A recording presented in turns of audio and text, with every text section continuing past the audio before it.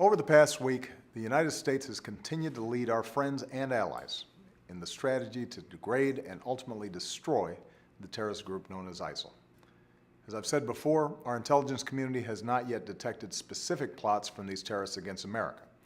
Right now, they pose a threat to the people of Iraq, Syria, and the broader Middle East. But its leaders have threatened America and our allies. And if left unchecked, they could pose a growing threat to the United States. So last month, I gave the order for our military to begin taking targeted action against ISIL.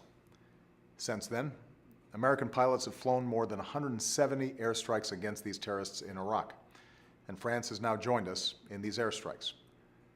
Going forward, we won't hesitate to take action against these terrorists in Iraq or in Syria. But this is not America's fight alone. I won't commit our troops to fighting another ground war in Iraq or in Syria. It's more effective to use our capabilities to help partners on the ground secure their own country's futures. We will use our air power. We will train and equip our partners. We will advise and we will assist.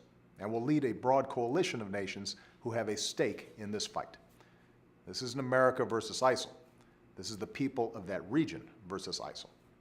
It's the world versus ISIL.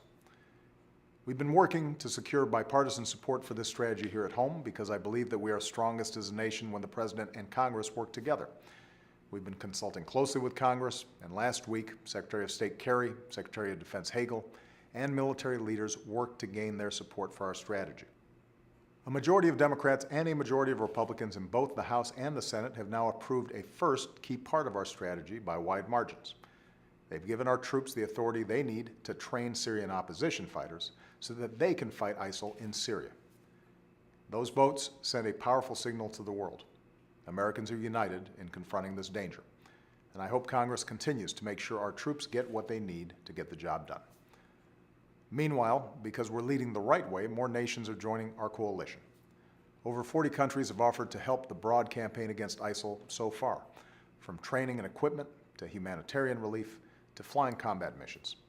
And this week, at the United Nations, I'll continue to rally the world against this threat. This is an effort that America has the unique ability to lead. When the world is threatened, when the world needs help, it calls on America. And we call on our troops, whether it's to degrade and ultimately destroy a group of terrorists or to contain and combat a threat like the Ebola epidemic in Africa. We ask a lot of our troops. But while our politics may be divided at times, the American people stand united around supporting our troops and their families. This is a moment of American leadership. And thanks to them, it's a moment that we will meet. Thanks.